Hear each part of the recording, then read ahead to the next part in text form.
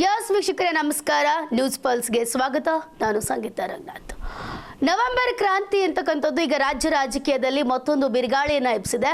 ಈ ನವೆಂಬರ್ ಕ್ರಾಂತಿಗೆ ತಿರುಗುಬಾಣ, ಡಿಕೆಸಿ ಕನಸಿಗೆ ಅಡ್ಡಗಾಲು ಹಾಕಲು ಸಿದ್ದರಾಮಯ್ಯ ಬಣದಿಂದ ರಹಸ್ಯ ರಣತಂತ್ರ. ಇವತ್ತಿನ ವಿಶೇಷ ಕಾರ್ಯಕ್ರಮಕ್ಕೆ ಸ್ವಾಗತ. ನಾನು ಸಂಗೀತ ರಂಗನಾಥ್.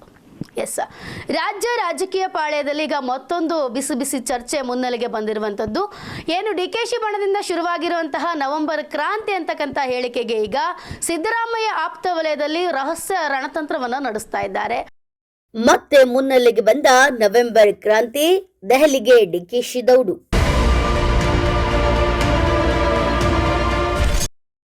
ರಾಜ್ಯ ರಾಜಕೀಯದಲ್ಲಿ ನವೆಂಬರ್ ಕ್ರಾಂತಿಯ ಕಿಚ್ಚು, ಸಿಎಂ ಸಿದ್ದುಗೆ ಶಾಕ್.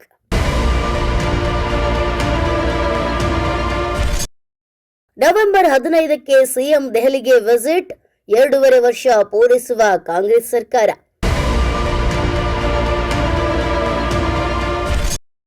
ಅಧಿಕಾರ ಹಂಚಿಕೆಯ ವಿಚಾರ ಮತ್ತೆ ಮುನ್ನೆಲೆಗೆ, ಡಿಕೆಶಿಗೆ ಒಲಿಯುತ್ತಾ ಸಿಎಂ ಪಟ್ಟ. ಹೌದು, ಹೋಗಲ್ಲ ಅಂತಾನೆ ದೆಹಲಿಗೆ ಹಾರಿದ್ದಾರೆ ಡಿಕೆ ಶಿವಕುಮಾರ್. ನಾನೆಲ್ಲೂ ಹೋಗಲ್ಲ ಅಂತಾನೆ ಇದ್ದಿದ್ದ ಡಿಸಿಎಂ ಡಿಕೆ ಶಿವಕುಮಾರ್ ಇದೀಗ ದಿಢೀರ್ ದೆಹಲಿಗೆ ಪ್ರಯಾಣವನ್ನ ಬೆಳೆಸಿದ್ದಾರೆ. ನಿನ್ನೆನೇ ಅವರು ದೆಹಲಿಗೆ ಹೋಗಿದ್ದು ರಾಜ್ಯ ರಾಜಕೀಯದಲ್ಲೀಗ ಮತ್ತಷ್ಟು ಗುಸುಗುಸು ಚರ್ಚೆ ಶುರುವಾಗಿದೆ.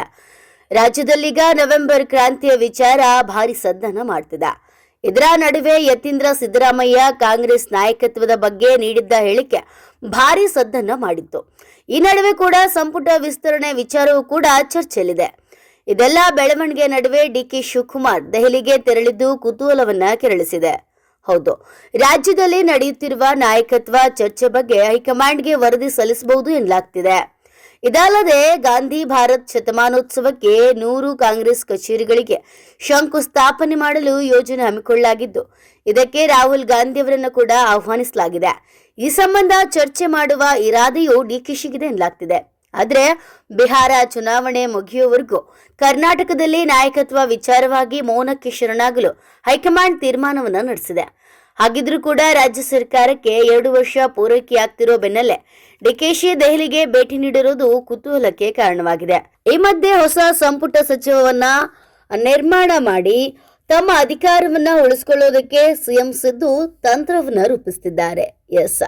ನವೆಂಬರ್ ನಂತರ ತಮ್ಮ ಸರ್ಕಾರಕ್ಕೆ 2.5 ವರ್ಷ ಪೂರ್ಣಗೊಳ್ತಿದ್ದಂತೆ ಸಚಿವ ಸಂಪುಟವನ್ನ ವಿಸ್ತರಣೆ ಮಾಡುವುದಾಗಿ ಸಿಎಂ ಸಿದ್ದರಾಮಯ್ಯ ಸುಳಿವನ್ನ ನೀಡಿದ್ದಾರೆ.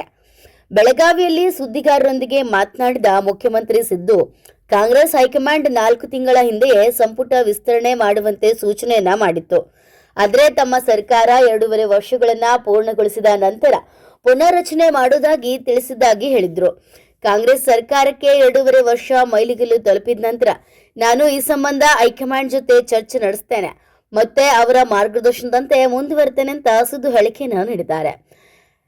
ನವೆಂಬರ್ 16ರಂದು ನವದೆಹಲಿಗೆ ಭೇಟಿ ನೀಡಲಿರೋ ಅವರು ಪಕ್ಷದ ಮಾಜಿ ನಾಯಕ ಮತ್ತು ಹಿರಿಯ ವಕೀಲ ಕಪಿಲ್ ಸಿಬಿಲ್ ಬರೆದ ಪುಸ್ತಕ ಬಿಡುಗಡೆಗಾಗಿ ತೆರಳುತ್ತಿರುವುದಾಗಿ ಸ್ಪಷ್ಟನೆಯನ್ನ ನೀಡಿದ್ದಾರೆ.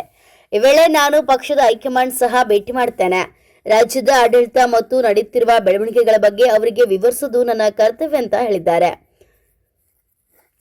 2.5 ವರ್ಷ ಪೂರೈಸುತ್ತಿರೋ ಬೆನ್ನಲ್ಲೇ ಪುನರಾವಚನೆ ಬಿಸಿ ಬಿಸಿ ಚರ್ಚೆ ಶುರುವಾಗಿದ್ದು, ಕೈಪಾಳ್ಯದಲ್ಲಿ ಮತ್ತೆ ರಾಜಕೀಯ ಚಟುವಟಿಕೆಗಳು ಗರಿಕೆದಿರ್ತಾ ಇದೆ.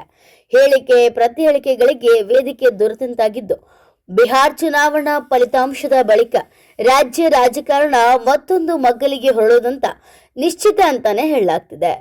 Bureau report, news pulse.